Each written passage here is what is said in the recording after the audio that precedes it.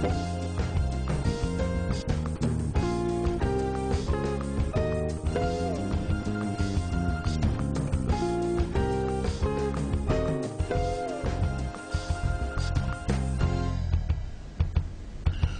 pemirsa dan teman-teman sebangsa dan setanah air, kembali bertemu dengan saya Sugeng Saryadi dalam acara Forum Sugeng Saryadi yang merupakan kerjasama Sugeng Saryadi Syndicate dengan Televisi Republik Indonesia.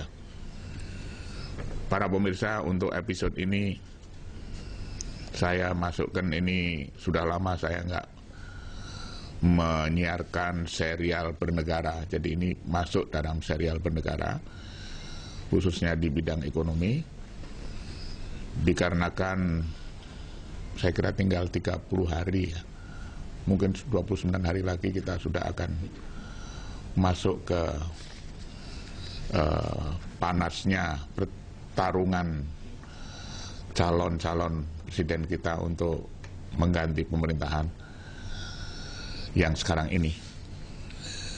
Tema yang saya angkat adalah masalah-masalah ekonomi, dan saya tidak bisa menghindar dari mengamati keberhasilan dan kenyataan di masyarakat, sehingga saya beri judul Paradoks Ekonomi Indonesia.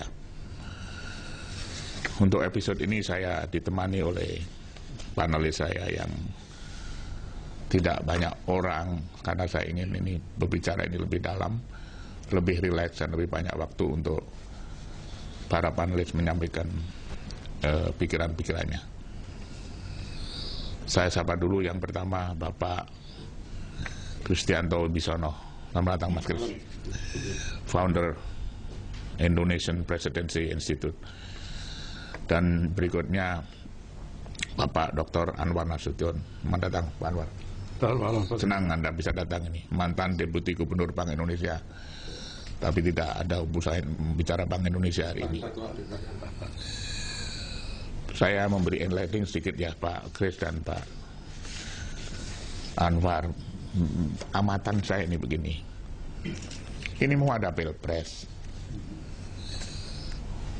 begitu hebatnya, begitu bersyukurnya kita ini ada pilpres. Kalau tidak ada arah melintang, maka Indonesia naik tingkatnya menjadi negara demokrasi yang resolve, yang duduk, transfer daripada kekuasaan dengan damai melalui pemilihan umum. Itu hebat sekali. Ini jangan dirusak. Jadi pergantian dari rezim yang lama ke rezim yang baru harus kita isi, sehingga ada kontinuitas daripada apa yang dicapai, balance-nya itu yang baik ada, yang tidak tentunya ada. Sehingga kita bisa, target saya itu 2045 itu, dengan apa yang kita capai, mestinya bisa menjadi negara, quote-unquote dulu ya, adidaya. Logikanya, Pak Anwar dan Pak Kris, ini kita kemarin dimasukkan menjadi negara 10 besar, PPP GDP kita ya, dihitung dengan PPP. Nah sekarang logikanya di masyarakat, Pak Anwar, saya, ya ada pertumbuhan, iya ada teknologi yang kita nikmati di mana-mana ya. Oh ada media sosial, ada hubungan-hubungan teknologi yang paling canggih. Kemudian secara fisik juga kita lihat pertumbuhan di kota-kota besar, bandara, kualitas hidup. Nah tetapi di sana sini Pak Anwar itu sepertinya ada memang pertumbuhan dengan angka-angka disadari, diumumkan. Kalau dibandingkan dengan misalnya kalau kita lihat mestinya modelnya itu kayak RRT gitu ya. Mestinya kita bukan double track, ini double track baru saja mau dipakai itu Juni. Kereta api double track yang ke Surabaya, mestinya itu udah bullet train gitu loh, mestinya gitu. Nah, saya mau ke Pak Anwar dulu ya. Jadi ini yang saya ingin share dialog dengan Anda ya. Sebentar lagi kita punya presiden baru, itu udah hampir pastilah ya itu. Kira-kira Pak Anwar ini, presiden ini, Meskipun hari-hari ini dia sibuk dengan memikirkan koalisinya, capresnya. Apa yang kira-kira Pak Anwar bisa titipkan melalui forum saya ini? Jangan hanya memikirkan itu, tapi what if you really wins? Kan begitu. If you really win, what are you going to do? Nah, forum saya mau saya manfaatkan di tengah-tengah gemuruhnya ini. Saya nggak mau terlibat dalam soal-soal. Tentu saya terlibat, tapi isian bernegaranya itu lebih konkret soal ekonomi, Pak Anwar. Saya kira begini Pak Sugeng, ya, bahwa kita ini tumbuh dengan cepat, betul. Tapi kalau kita lihat dari mana datangnya pertumbuhan itu adalah karena harga komoditi primer meningkat sangat cepat. Akibat dari tinggal laju pertumbuhan di Cina dan India yang sangat tinggi, 9-10% setiap tahun. Untuk Cina selama 30 tahun. Untuk India sejak tahun 1990 itu. Nah, tentunya ekonomi yang tumbuh itu memerlukan segala macam bahan mentah, energi, dan rakyatnya yang makin makmur memerlukan makanan yang lebih bagus. Ini penyebab dari pertumbuhan ekonomi kita yang meningkat selama ini. Dan pertumbuhan harga dari komoditi primer itu sudah stop sejak tahun 2011. Sejak tahun 2011 itu menurun terus-menerus, ada yang sampai 40%. Sawit, batu bara, dan lain-lain itu. Nah, oleh karena itu maka siapapun presiden yang akan datang itu harus bisa mengganti ekspor dari komoditi primer ke hal yang lain. Kalau saya, Indonesia ini musuh kita yang terbesar adalah penduduk kita yang besar ini. Penduduk yang besar, pendidikannya masih sekolah dasar rata-rata dan paling tidak SMP. Keahlian tidak ada. Ya, nah ini yang perlu kita kasih pekerjaan, kita kasih makan, kita sekolah dan kebutuhan hidup ini. Maka menurut saya satu-satunya cara untuk mengatasi itu adalah industrialisasi. Industrialisasi meniru pola industrialisasi Deng Xiaoping di Cina dan Manmohan Singh di India itu. Apa yang mereka lakukan itu? Investasi, menciptakan pekerjaan yang padat karya, dan menghasilkan komoditi ekspor ke luar negeri. Ini yang harus lakukan itu. Di antara calon presiden kita ini, yang saya lihat yang pas untuk itu adalah Jokowi. Nah, begitu saya kagum juga melihat Ibu Megawati memilih orang seperti Jokowi, karena di antara yang calon-calon ini hanya Jokowi yang saya lihat yang cocok memanfaatkan ekonomi global bagi kepentingan ekonomi bangsa kita. Kenapa? Karena Jokowi itu sebelum dia jadi wali kota di Bogor, apa kerjanya? Wali kota di Solo. Sebelum jadi wali kota di Solo, apa kerjanya? Dia adalah tukang mebel untuk ekspor. Ya, jadi tukang mebel untuk ekspor, lah supaya mebelnya laku, desainnya harus bagus, pekerjaannya harus bagus, ya, kemudian deliverynya harus bagus. Nah, jadi dia tahu betul bagaimana pentingnya perbaikan iklim usaha itu, sistem perizinan, infrastruktur, ya. Nah, dia tahu betul mengenai masalah itu. Ini yang kita harapkan, ya. Ini yang kita harapkan. Nah, jadi saya kira saya tidak kenal dengan Jokowi. Cuma itu dari sejarah hidup dia sebelum dia menjadi wali kota. Nah, ini yang kenapa saya tertarik dengan dia. Ini penting karena tahun depan kita memasuki komunitas ekonomi ASEAN. Sampai dengan hari ini saya tidak lihat apa program pemerintah sekarang ini untuk memasuki program ekonomi ASEAN itu. Ya. Nah, pada Menteri Keuangan, Menteri Perdagangan yang baru, putra dari teman kita Firdaus. Ya. Saya katakan kepada dia, satu, kewajaran itu orang Padang Panjang yang jual, yang produsen sayur itu, bagaimana bisa masuk pasar Singapura atau Malaysia? Baru ada manfaatnya komunitas ekonomi ASEAN ini para rakyat. Nah, yang kedua, kita harus ajarin bagaimana lah orang Padang, orang Manado, dan lain-lain itu bisa buka restoran Padang di luar negeri.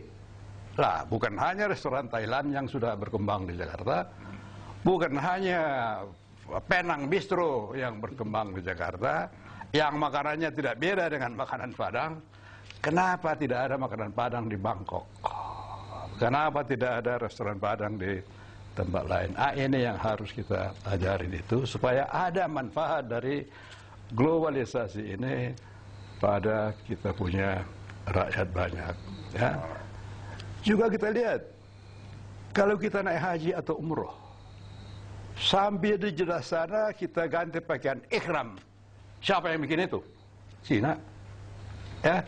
Istri-istri kita pakai kerudung. Siapa yang bikin itu? Cina. Tasbih kita, siapa yang bikin itu? Bukan muslimah dari Pekalongan. Ini yang harus kita ajarin rakyat kita itu, bagaimana bisa bersaing seperti itu. Dari dahulu kan Pekalongan bisa masuk pada pasar global, jual batik, sarung. Ya. Kenapa itu tidak bisa kita kembangkan lagi? Ini yang harapan saya pada orang seperti Bapak Jokowi ini. Dia menjadi pengusaha, bukan dia pemangsa rente. Dia menjadi pengusaha, tidak pernah dia mendapatkan fasilitas dari pemerintah. Ya. Nah, itu yang harapan saya itu. Kembali pada Ibu Mega, dia tunjuk orang seperti Pak Jokowi ini. Lah, tapi partai tetap dia pegang. Dia tetap jadi ketua, keluarga tetap jadi pengurus, sama dengan Sonia Gandhi dan dia. Tidak lepas dari kendalinya. Ya, kalaupun Perdana Menteri itu atau Presiden itu bukan di tangan keluarganya. Nah, itu saya optimis. Untuk buka dulu ya, gitu ya. Pak Kris, paradoks. Kita kembali lagi. Saya tidak akan menafikan bahwa ada capaian-capaian. Sekarang GDP kita akan mendekati 1 triliun US dollar ya. Ada pemimpin 16 negara. Nah, yang tadi itu uraiannya Pak Anwar itu, SPY-nya ini kayak so lonely, di atas sendiri gitu ya. Jadi misalnya ngomong infrastruktur, Menteri PU-nya sama sekali. Saya selalu mengambil begini Pak Kris, yang dipunyai oleh elit pemerintahan itu kan 1.800 triliun ya, anggaran pendapatannya. Yang berputar di masyarakat itu 9.000-an lah, atau 8.200, 9.000 katakan T ya. Ini pajak sebenarnya kan datangnya dari sini. Maksudnya Pak Anwar berdayakan ini, lebih dari itu. Yang tidak ada Pak Kris, 10 tahun ini, menteri-menteri ini kayak orang Jawa bilang ucul sendiri, lepas sendiri. Komentar Anda Pak Kris? Ya, saya rasa memang masalah besar bangsa ini adalah pertama education, untuk mentransform dari penduduk atau angkatan kerja yang berpendidikan SD harus ditransform menjadi SMA. Rahasia keunggulan Korea adalah investment di pendidikan. Nah, sekarang 20% anggaran pendidikan kita harus diefektifkan, dimanfaatkan untuk mendeliver human investment yang sanggup masuk ke industrialisasi tadi loh. Jadi kalau kita selalu bilang ini ada 50 juta petani harus diri, tidak bisa 50 juta petani pelihara gurem terus. Itu 40 juta harus move to industrialisasi. Nah, kalau itu masuk industrialisasi dengan tingkat pelajaran SMA, maka nanti akan ada added value di mana kita punya barang tadi, industri manufacturing akan masuk ke global supply chain. Nah, yang kedua adalah kompatibilitas antara sektor finance dengan sektor real. Ini yang sekarang ini ada gap karena ada dana-dana yang tidak masuk dalam sistem perbankan kita yang sebetulnya bisa dipermanfaatkan di luar yang 8.000 T yang ada di dalam negeri tadi ya. Di luar negeri kita masih punya cadangan devisa sebenarnya milik orang Indonesia, tapi untouchable karena memang tidak pernah pulang ada di sana. Nah itu jumlahnya sudah sekitar 1.800 T. Nah kalau itu bisa dipanggil pulang ke Indonesia, maka kita akan bisa tadi yang dikatakan Pak Anwar, kita harus jangan cuma mentalnya takut diserbu. Waduh ini nanti orang Asia nyerbu ke sini.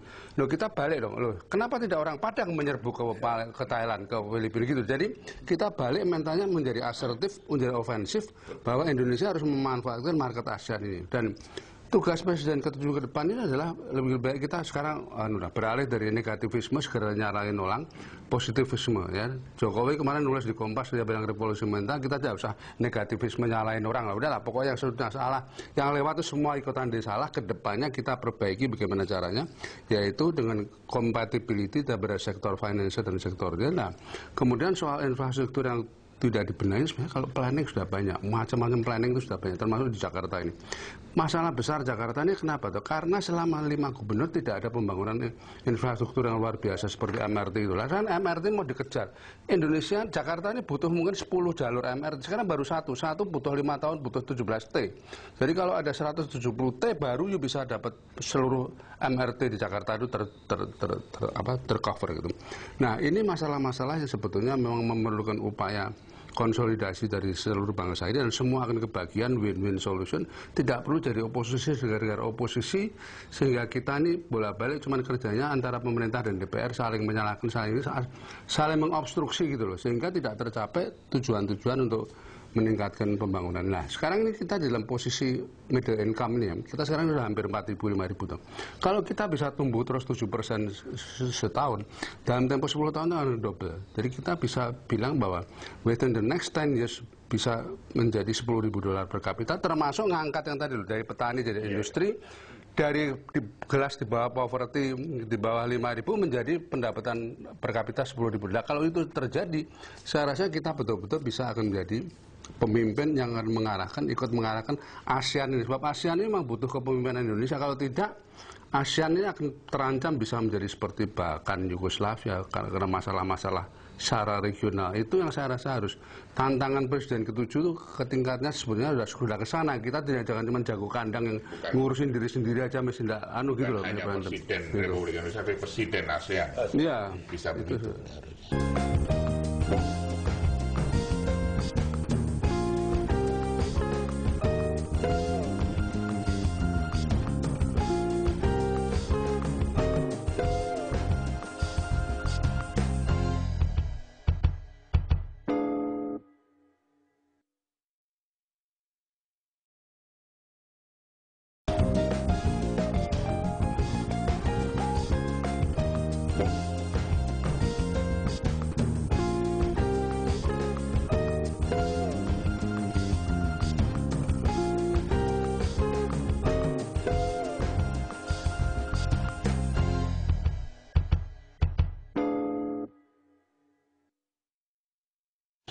Pak Anwar sambung begini Pak Anwar ya. Coba kita agak sedikit main-main angka dulu ya, karena ini kadang-kadang misalnya nih tadi gubernur, bupati dan lain kasus Jakarta. Ini apa tadi MRT itu. 5 tahun butuh 17 T. Selalu bicaranya itu 17 T-nya. Sebetulnya yang dibutuhkan tiap tahunnya itu hanya 3 T gitu loh. Kalau itu 5 tahun. Jadi 3 T ini anggaran pendapatan kan selalu setahun. Masa nyari 3 T nggak bisa. Masalahnya bukan uangnya, keputusannya yang tidak ada. Itulah yang saya kira penting. Juga lembaga keuangannya yang harus diperbaiki itu. Kalau saya merasa bahwa kita harus bangun lagi bank tabungan pos itu. Di Jepang itu bank tabungan pos kaya banget. Dan kalau Anda nonton Bundesliga, ya coba lihat tuh siapa yang sponsori itu, bank tabungan pos kaya banget di Jerman itu, ya. Dan di kedua negara itu inilah yang membeli obligasi pemerintah yang membangun jalan itu, ya. Nah itu kita harus galakkan. Koperasi kita harus galakkan. Jangan lagi kita membangun koperasi kayak seperti yang sekarang ini, ecek-ecek, ya. Nah, harus link up dengan OJK, harus dijamin tabungannya oleh lembaga penjamin simpanan supaya ada kepastian bagi masyarakat kecil itu. Dan ini besar sekali. Bank tabungan pos itu sekaligus kita gunakan untuk menjual asuransi bagi masyarakat kecil. Nah, jadi kita punya, saya yakin kita punya tabungan yang sangat besar kok. Tinggal lagi bagaimana mengorganisirnya itu. Ini yang saya kira yang perlu kita lakukan. Dan kalau masih kurang, lah bisa kita pinjam. Ya, nggak ada salahnya pinjam asal digunakan untuk meningkatkan produksi dan produktivitas. Ya. Oh. Ini Anda berdua menyaut saja ya. Saya mau angka-angka ini, cara sebenarnya kalau tadi ini para pemirsa jangan sampai kita dituduh kampanye buat Jokowi. Jokowi ini orang sederhana seperti saya. Saya dulu pedagang, jadi kalau 17T 5 tahun, saya tidak lihat 17T. Itu 5 tahun. Yeah. Jadi setahunnya hanya 3T. Saya bikin budget setahun yang pertama, 3T ada dong. Jalan tol. Orang sudah dikasih konsesi membangun jalan tol.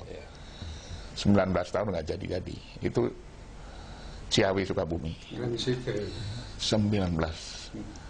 Padahal jalan tol itu sudah pasti menguntungkan. Itu ya internal rate rate of return-nya tinggi sekali. Jadi nggak ada alasan untuk tidak melaksanakan ini sebetulnya. Nah, ini sekarang ada di tangan MNC nih. Dari Bakri, dulu mulainya harganya cuma 80 miliar, tidak dikerjakan. Akhirnya dijual terakhir saya dengar 1,4 T belum selesai kepada MNC. 19 tahun nggak selesai. Kan mubazir. Data berikutnya, Indonesia selama 10 tahun membangun jalan cuma berapa Pak Kris? 40 kilometeran itu ya. Di Cina bisa 5.000, 10.000. Kris, komentar Anda, Kris? Ya, ini begini. Jadi mengenai infrastruktur ini begini loh. Makanya kemarin waktu Presiden SBY ngeritik Capres yang ngomong nasionalisasi segala, kita mesti belajar dari sejarah. Pada tahun 57 kita menasionalisasi KPM. Setelah itu sistem logistik kita hancur dan tidak pernah pulih karena sistem logistik kita sekarang ongkosnya 14% toh. Sehingga Anda kalau ngangkut barang dari Jakarta ke Makassar misalnya lebih mahal daripada Jakarta Shanghai. Ya itu ironinya di situ. Jadi kadang gerusa-gerusu nasional. Kemudian kemarin saya dapat kabar lagi malah ada pengusaha di Cikarang itu kalau kirim barang malah dia pergi ke Tanjung Perak aja ketimbang ke Tanjung Priok karena ongkos Cikarang Priok itu malah ribet daripada ke sana. Kan lucu lagi. Jadi ada hal-hal yang kontradiksi, paradoks tadi loh. Paradoks antara ayam mati di lumbung padi, kita nih ngakunya negara agraris tapi tidak punya perkebunan raksasa. Sekarang ya perkebunan yang diambil dari Belanda itu PTP ada. PTP itu ada 15 biji. Tapi omsetnya cuma 1 triliunan. Ya kalah sama 1 Wilmar. Sekarang buat apa itu miara 18 PTP mendingan di merger jadi satu kuat solid sehingga bisa kayak Wilmar.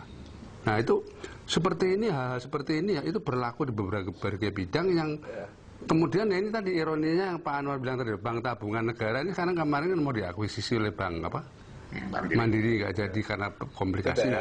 Sebetulnya emang di negara-negara tadi itu bank tabungan itu luar biasa peranan dan pemerintah Jepang itu memang berutang kepada rakyatnya sendiri. Justru karena itu dia bertanggung jawab, tidak takut sama rakyat. Kalau di sini kan karena pemerintah merasa punya segala macam, dia bisa sama rakyat itu seolah-olah rakyat itu sebagai pelayannya. Padahal rakyat ini punya potensi untuk menjadi seperti yang saya katakan.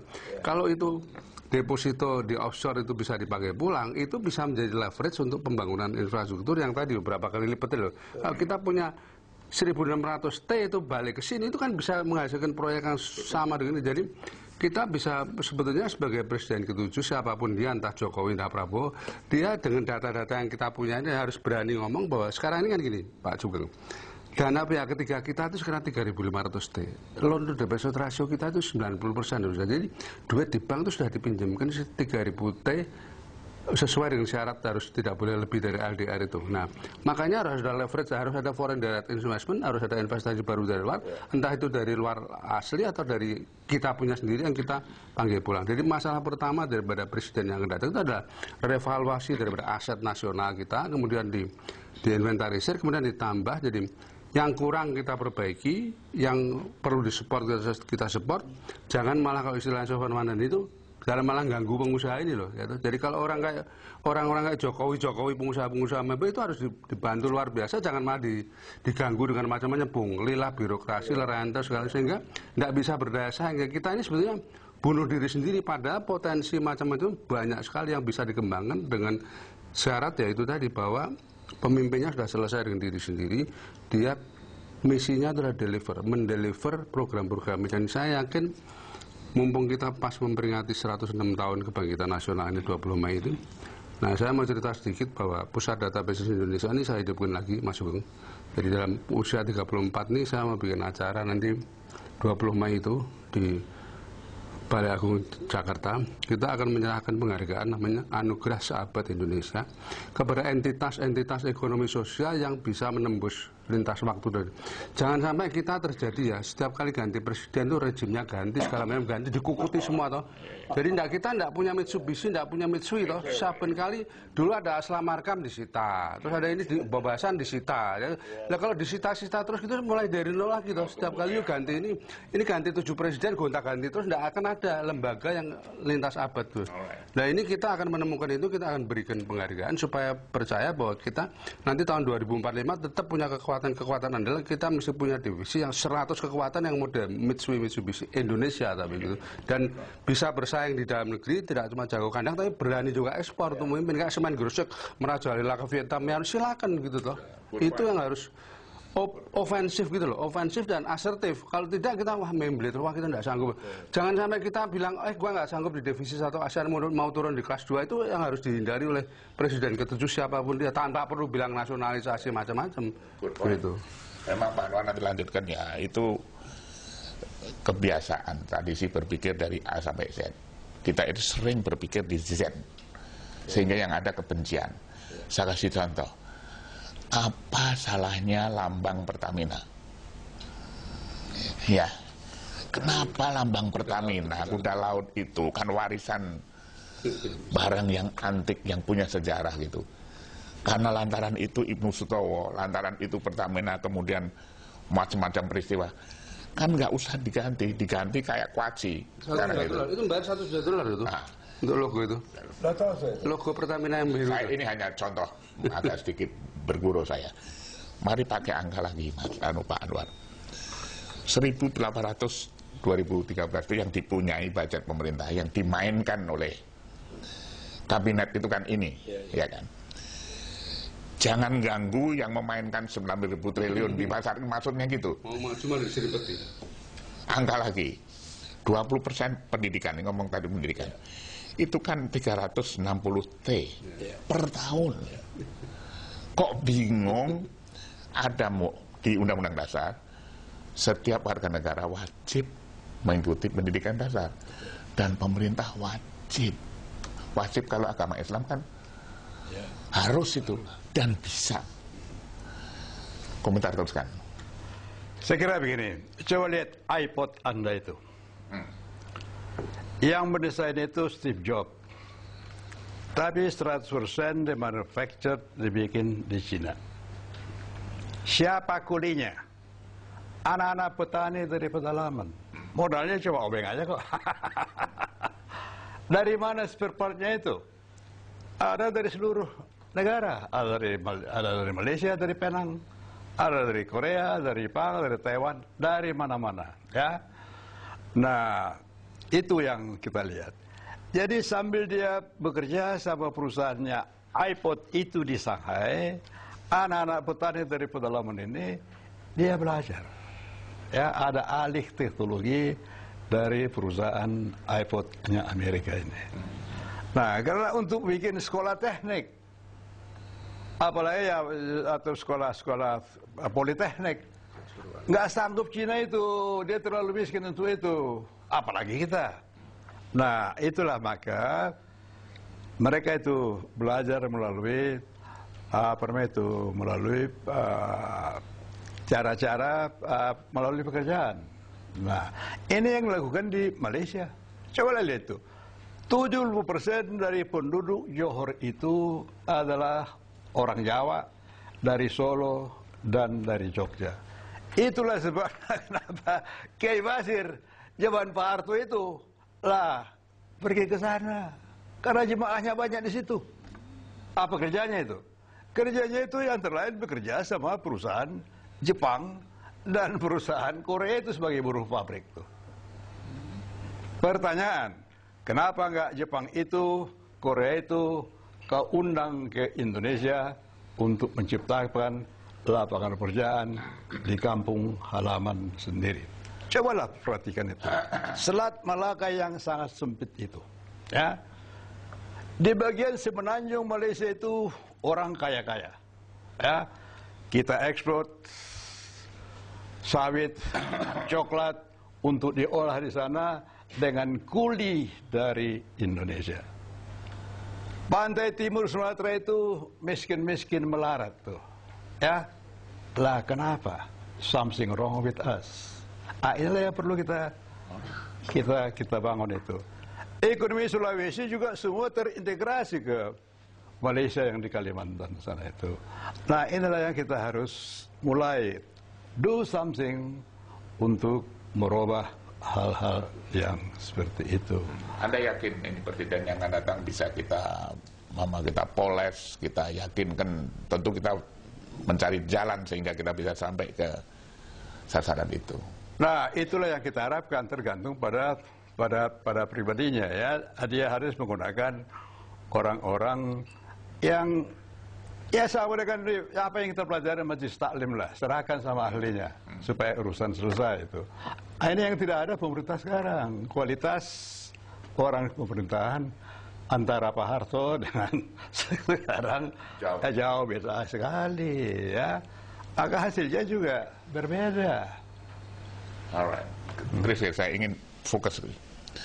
Kenapa infrastruktur ini lantaran orang mulai melihat kalau membangun jalan tol itu lebih enak. Sebelum jalan tol, jalan yang ada itu dibiarkan rusak. Kan mestinya didandanin kan bisa sebelum ada tol. Ada kasus nih kalau Pak Anwar ke Sukabumi Selatan, apa yang namanya daerah yang subur sekali namanya Golpara. Itu perusahaan yang Anda tadi dari Korea itu, dia di sana ada 100-160 hektar dulu tumbuh-tumbuhan vegetable untuk pemenuhan kebutuhan apa namanya restoran Korea itu tumbuh di Golpara. Sekarang yang namanya ini kota Sukabumi itu dibunuh rame-rame. Yang membunuh ini ya bupatinya, pemerintah pusatnya, yang tidak punya tadi belum duduk belum duduk. Dan ini bukan hanya di Sukabumi, di mana-mana semacam itu. Chris, komentar Anda, Chris? Ya, ini kita harus betul-betul menuju ke meritokrasi, siapa yang bekerja, siapa yang kita kasih reward, termasuk pegawai negeri dan birokrat yang baik. Gitu. Jadi ini birokrasi juga sudah mesti di meritokrasikan, jangan cuma sekedar naik pangkat hanya karena dia paling lama, paling senior, tapi tidak ngapa-ngapain gitu. Toh. Ukuran produktivitas dalam reformasi birokrasi harus masuk, begitu juga di dalam masyarakat. Kalau ada orang berprestasi, jangan malah dikuyok-kuyok atau dipersulit atau macam-macam. Karena ini perlombaannya, persaingannya bukan antara kita sesama kita, tapi kita bersaing dengan bangsa lain, negara lain, dengan incorporated yang lain. Tuh. Nah kalau kita sebagai Indonesia incorporated saling jaga sendiri, ya izin diperlama, dipersulit segala macam, terang aja akan sulit. Orang akan lari semua ke Malaysia sehingga kita tidak merupakan bagian dari global production chain. Nah, ngomong soal global production chain itu sebetulnya salah satu daripada bagian dari chip ini ya, Pak Sugeng. Itu kan saya sudah bolak-balik cerita. Ada orang Indonesia bernama Syed Sutarja, dia salah satu produsen dari satu alat vital di dalam proses ini. Nah, orang kayak gitu itu mestinya ke Indonesia memimpin Menkominfo atau memimpin industri IT gitu loh. Jadi itu jangan malah ditaruh di IT itu politiknya hanya bisa ngatur rent seeking birokrasi untuk jual beli izin aja, enggak bisa. Ini harus yang memimpin Menkominfo lah. Begitu juga Menteri Pertanian. Menteri Pertanian jangan bilang gini, waduh enggak bisa itu hukum adat jadi tanahnya belajar dulu. Lah kalau tanah enggak bisa dibagi, ini kita perlu perkebunan yang luasnya ratusan ribu hektar. Di mana kalau perlu langsung rakyatnya itu jadi pemegang saham melalui plasma atau apa tuh. Sehingga Melu Handarbe ini enggak bisa, wah ini hukum adat tidak boleh diganggu. Kalau hukum adat tidak boleh diganggu, tidak akan kita punya ratusan ribu hektar lah. Kalau swasta bisa langsung punya ratusan ribu, kenapa rakyat tidak bisa dibagi dalam rangka itu toh? Langsung kepemilikan melalui koperasi. Jadi kita kadang-kadang gini loh Mas Sugeng, Kita tuh bilang, waduh, koperasi yang paling hebat itu Skandinavia, Jepang, Eropa Barat. Gitu. Pabrik susu bendera di Belanda tuh koperasi. Rabobank itu koperasi. Jadi, bank yang 50 terbesar di atas bumi Allah ini. Bank koperasi. kalau kita namanya doang koperasi, tapi ya semua orang bikin PT gitu. Jadi, ya actually more liberal dan liberal di situ. Buat Anda berdua. Sekarang dengan cara apa? Ya, Pak Anwar. Kita bisa quote-unquote memaksa pikiran-pikiran, school of thought yang hidup di antara melalui forum saya ini. Saya bisa memberi identifikasi untuk pikiran, perkembangan logika saya itu. Pertumbuhan sekarang mencapai harapannya 5,6%. Ada uang kan kita, Pak Kris? Punya uang kan kita? Punya opportunity. Nah, yang ditunggu-tunggu siapa yang bisa memaksa tadi misalnya mengalokasikan dana dinas secara ada orang yang jago chip yang bisa ngomong pada Tifatul.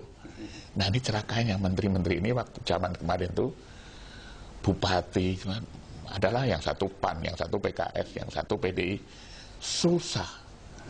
Sekolahnya tidak rata. Nah, Pak Anwar, pertanyaan saya.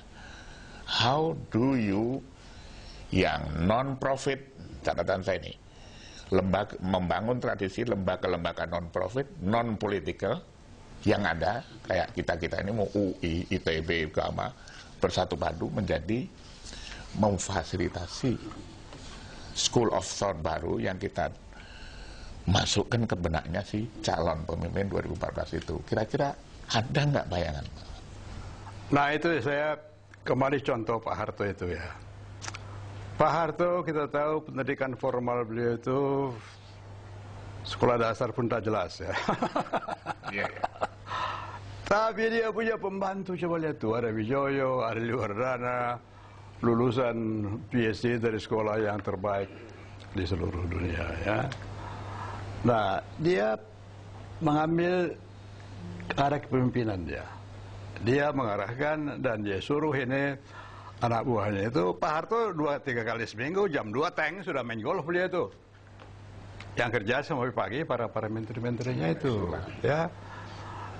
Nah, jadi ini yang kita pemimpin presiden yang kadang-kadang itu harus contoh. Dia harus punya kepemimpinan dan dia harus dibantu oleh orang yang bisa mewujudkan cita-citanya itu. Jangan lagi lah itu orang yang tidak kita bagaimanapun juga kita sudah berapa tahun kita merdeka, sudah 60 tahun lebih ya? 69. Kualitas pendidikan kita bagaimanapun ada perbaikan ya? Tahun 50 ahli ekonomi cuma Sumitro saja ahli ekonomi dokter. Sekarang banyak di mana-mana itu ya. Nah, ini yang saya kira yang harus dimanfaatkan. Belajar dari Pak Harto itu. Ini yang kita pelajari dari Pak Harto.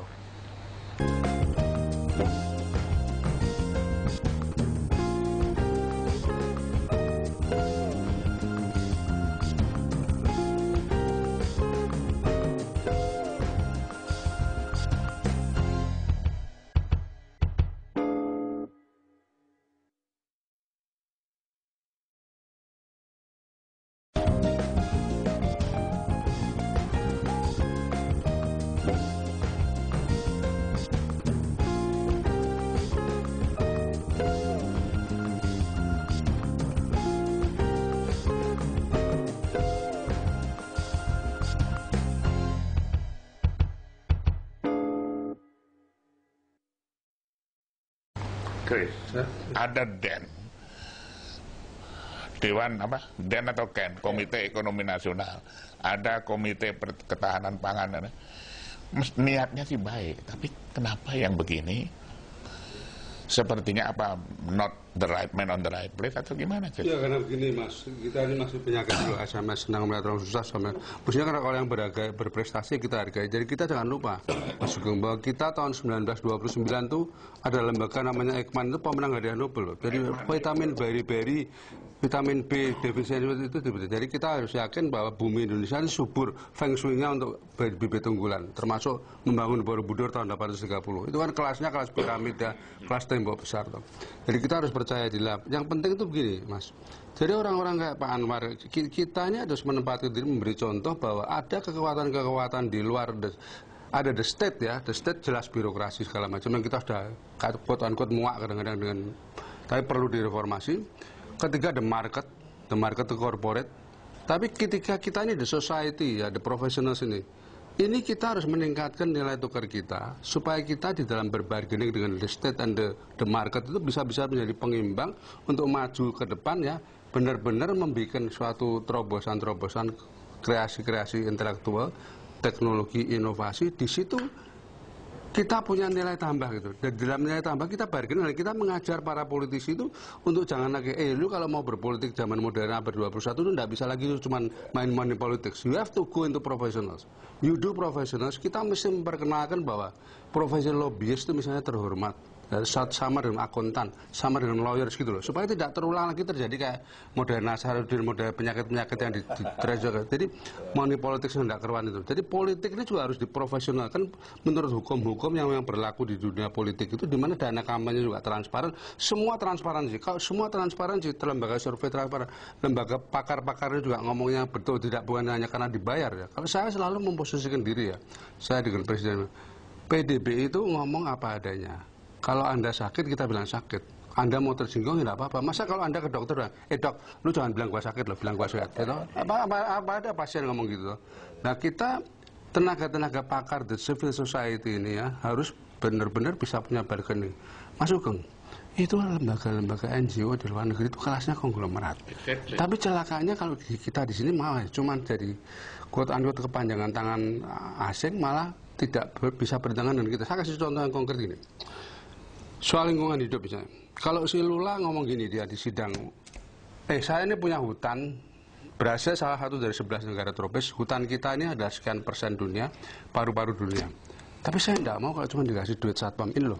Pak Presiden Brazil ini jagain hutan lu ya, jangan lu tebang-tebang lu. Ini gua kasih duit. I don't want that. I want this to be industrialized. Dan saya bisa industrialnya bertanggung jawab, saya bisa jadi raja kertas. Nah ini tidak perlu harus dipertentangkan dengan environment gitu. Nah ini sekarang ternyata environment. Anda tahu nggak, environmentalis itu juga kadang-kadang sama dengan konglomerat. Dia bilang ini untuk environment. Dia beli setelah itu 20 tahun lagi dia jual, dia sama dengan konglomerat. Nah itu celaka. Nah kita ini malah akhirnya yang dibilang si Lula itu loh. Ini gimana sih? Gua katanya disuruh jaga paru-paru dunia, terus gua cuma dikasih orang satpam $1 semeter. No lah. Gua mau berhasil jadi raja kertas, raja ini. Itu yang sebetulnya SBY sudah tahu. Dia bikin namanya Forestry 11, 11 negara penghasil tropis ini, tapi bargainingnya kurang kuat karena akibat pendapat umum environment segala macam kalau sudah gitu termasuk NGO kita. Nah, justru itu jadi ikut cuma jadi kepanjangan tangan. Lah ini perang ini loh. Perangnya ini ada the state, the society, the market nih. Kita ini kadang-kadang perang sendiri ya toh. Perang sendiri sehingga diadu domba. Ya akibatnya enggak kemana-mana kita, jago kandang terus. Boleh Pak Anwar, perangnya itu reforestry. Misalnya kalau diambil untuk kertas, pulp, tanaman industri lagi. Kan itu harus cycle-nya kayak gitu Pak Anwar. Saya ingin Pak Anwar ini menjelaskan kepada audiens saya ya. Jangan dibalik. Jangan seakan-akan kita ini yang belas kasihan dari pemerintah. Tolong dibalik. Pemerintah mendapatkan 1.800 triliun itu dari PPN, dari restribusi, dari pajak yang berputar 9.000 triliun itu yang adalah tukang ojek, mbok jamu, kemudian apa ini calo-calo kena UKM termasuk yang besar-besar. Pak Anwar, saya bukan ekonom kayak Anda, saya sering mengajari penduduk supaya bangkit gitu dengan cara yang macam itu. Benarkah saya Pak Anwar? Saya kira ya bahwa uang itu harus berputar pada golongan masyarakat pelaku ekonomi ini. Pelaku ekonomi kita yang paling besar di Indonesia adalah UKM. Ya, itu adalah backbone dari ekonomi kita ini. Mereka itu yang memberikan yang menyerap tenaga kerja lebih banyak tuh. Nah, cuma para pelaku ekonomi yang kecil-kecil ini kita harus ajarin mereka, harus bimbing supaya bisa masuk pasar internasional. contohnya ya, kerak nasi dari Solo itu apa namanya? Empit namanya itu. Intip, ya. Intip yang digoreng. Ya itu kan bisa kita ekspor ke Malaysia, ke Singapura, ya. Bagaimana caranya? Ya kita harus tiru orang Thailand itu dibungkus dulu dengan perada, ya, kemudian satu-satu dibungkus, baru dikasih kotak. Ya contoh-contoh yang seperti itu. Kita ajarin bagaimana petani buah di Lembang sana. Jangan pakai pestisida kebanyakan, jangan pakai pupuk kebanyakan, karena bagi orang Singapura itu racun. Kita ajarin tukang makanan di daerah Bogor, Sukabumi sana itu, jangan pakai formalin, ya. Nah, ini kan harus dididik nih, ya. Nah, jadi saya kagum, saya berapa kali diundang tuh oleh teman saya dari Chulalongkorn dari Thailand itu. Mereka di Thailand itu, mereka didik itu para pelaku ekonominya bagaimana penetrasi pasar internasional itu. Maka itu kita lihat di Jakarta ini banyak sekali ya kembali restoran Thailand, restoran Korea, ya. Di lain pihak tidak ada restoran Padang di luar negeri. Inilah tugas kita untuk mengajari rakyat kita itu. Baru dari situ ada manfaatnya globalisasi ini. Pak Prim, saya ulangi lagi, ini penting buat saya ini membangkitkan semangat kebangkitan nasional. Kalau ada statement dari pengamat-pengamat bahwa pemerintah bangkrut, ya pemerintah bisa bangkrut, tapi ekonomi bangsa ini tidak.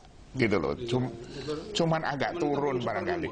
Pemerintah itu cuma seperti Jadi jangan UKM tadi, mbok jamu gendong itu TKI yang Anda sebut. TKI kita meskipun sekarang banyak kritik, dia yang ikut membantu pertumbuhan kita ini sebetulnya kan. Jadi mari kita balik untuk audiens kita Pak Kris. Jadi jangan merasa rendah diri. Jadi pemerintah itu bukan yang nyusuin. Ini tidak. Pemerintah yang dapat dari 9.000 triliun itu. Pak Kris, untuk contoh, industri Incraft saja itu omsetnya 85 triliun. Itu besar sekali. Anda lanjutkan. Ya, memang ini industri kreatif kita ini sebenarnya memang luar biasa. Dan kita memang dengan kita punya bahasa yang bukan huruf kanji dan huruf cacing itu, kita sebenarnya bisa menjadi dunia, bisa mengalahkan China sama India tuh. Orang mesti belajar bahasa China itu susah, belajar bahasa Indonesia kan gampang gitu. Dan jadi sebetulnya dari segi faktor bahasa itu kita juga patut menjadi kekuatan global. Nah, sekarang masalahnya adalah kita ini kadang-kadang menyayangkan diri sendiri. Pak Sugeng, kalau kita baca sejarah industrial di Indonesia, kita itu listrik, mobil segala macam itu kita tuh mulai dari awal. Maksudnya itu sudah ada di Indonesia. Anda tahu nggak, pabrik mobil pertama di Asia itu setelah Jepang itu adalah di Tanjung Priok. Gaya motor itu, General Motor itu masuk ke Batavia, karena dia bilang Batavia lebih bagus dari Singapura. Gua nggak mau Singapura, gua mau ke Batavia. Jadi listrik sudah masuk ke itu. Jadi segala macam itu sudah ada di sini. Nah, kalau kita tidak bisa memanfaatkan potensi, ya jangan nyalahkan orang lain. You have to blame yourself, you have to blame ourselves. Apa salah kita, mawas dirilah kita, supaya kita bisa menghormati meritokrasi. Siapa yang berprestasi, kayak Ekman juga ditaruh di tempatnya, kayak Muhammadiyah NU yang sudah 100 tahun lebih kita taruh di tempatnya.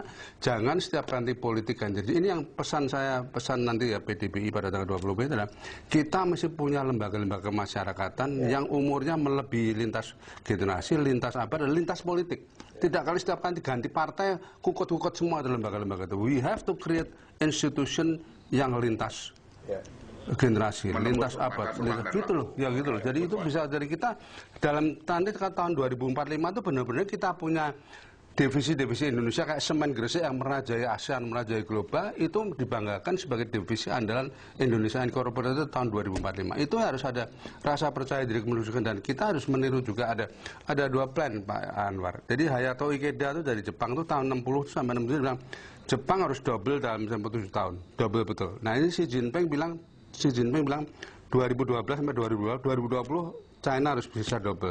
Nah, kita presiden ke-7 harus berani bilang bahwa within the next 10 years Indonesia akan double income per kapita jadi 10.000. Data targetnya otomatis semua terangkat itu, termasuk yang dari miskin menjadi menengah, kelas menengahnya juga naik, dan kita merajai dunia seperti kualitas yang sebetulnya sudah pernah kita tunjuki. Kita kan dulu kan raja top semua toh. Top komoditi, top macam-macam, akhirnya membeli semua gara-gara kita cuman lah, makanya itu. Nah, sekarang ini pasti bisa. Kita pasti bisa kalau sepanjang kita tidak tadi loh, malah saling jaga, saling apa gitu toh. Kita kan kita melihat loh, kalau berprestasi kok Anwar, kenapa bukan saya loh. Kalau memang bisa lebih baik dari Anwar, buktikan. Kalau enggak ya silakan Anwar yang mimpin gitu toh. Ini yang saya rasa harus betul-betul di meritokrasi as the keyword, kuncinya di situ. Itu kembali itu. Kita ajarin petani kita dari sekitar Kudus sana itu, yang mereka tanam kacang tanah. Kenapa Sudamek bisa kaya? Dari menggoreng mereka punya kacang itu. Ini yang kita ajarin bagaimana mereka sudah bikin pabrik kacang. Waktu saya jadi mahasiswa di Amerika Serikat, nggak tahu Anda juga itu. Saya hidup dari sambal Indonesia buatan pabrik Belanda. Barangkali itu orang Belanda itu ibunya orang Jawa ya. Ada sambal ulek, sambal macam-macam tuh. Nah, ini yang harus kita hidupkan ya supaya kita jual ke luar negeri. Ada kesempatan itu ya. Nah, tinggal lagi bagaimana mengorganisir ya. Nah, saya ke Kudus. Saya dikasih dijamu dengan jambu air. Jambu air. Saya katakan jambu air kau ini di Singapura 3 biji di Takashimaya itu harganya $5. Kalau aku kasih mau $5 untuk beli jambu di pasar Kudus, nanti kau pulang 1 keranjang besar, ya. Nah, Kudus dengan Singapura kan tidak jauh. Lee Kuan Yew sama istrinya orang Kudus. Ya, nah inilah yang saya kira perlu kita ajarin mereka itu, ya. Ajarin. Jaraknya itu tidak jauh, ya. Barang kita bagus-bagus. Tinggal lagi technical assistance yang saya kira perlu sedikit dilakukan. Oke. Chris masih mau nutup? Kembali ke hukum alam lah. Yang kreatif produktif dia harus dikasih kesempatan. Kalau yang tidak bisa ya rela mundur lah. Nanti yuk ke bagian yang untuk tadi untuk bagian dapat pemerataannya atau apa. Tapi let the creative people let itu. Dan terutama yang bermoral supaya moralnya itu betul-betul tidak cuma untuk diri sendiri, otomatis misalnya, untuk seluruh ini. Misalnya itu kebun kacang yang di Kudus itu, misalnya itu ada katakan di sana 50.000 hektar misalnya ini. Kasihkan kepada yang plasmanya itu, kepada petani sekitar 2.000-3.000 hektar. Nothing tulus yang seperti itu, maksudnya dia gitu. Sayang ya waktunya habis, Pak Anwar. Tapi saya akan lanjutkan ini untuk serial-serial bernegara yang lain. Memang Hari Kebangkitan Nasional minggu ini juga saya akan membuat episode mengenai seberapa jauh pertumbuhan daripada kekuatan militer kita yang tidak pernah dikupas oleh seantero para pengamat. Tapi untuk menutup ini saya ingin mengadres kepada sangat khusus sekarang ini kepada teman-teman sebangsa dan setanah air. Mari kita membuat pengertian baru bahwa ekonomi masyarakatlah yang memberikan, yang memfasilitasi apa yang dipunyai di dalam anggaran pendapatan dan belanja daripada pemerintah itu. Jadi jangan dibalik. Jadi sekarang waktunya ini kepada bupati, gubernur, wali kota, saudara-saudara berkewajiban membangun infrastruktur yang memudahkan para petani-petani yang tadi disebut oleh Pak Anwar, para UMKM, sehingga biaya cost of goods sold-nya tidak naik karena jalan yang brengsek, yang tidak karuan. Banyak kota mati karena itu.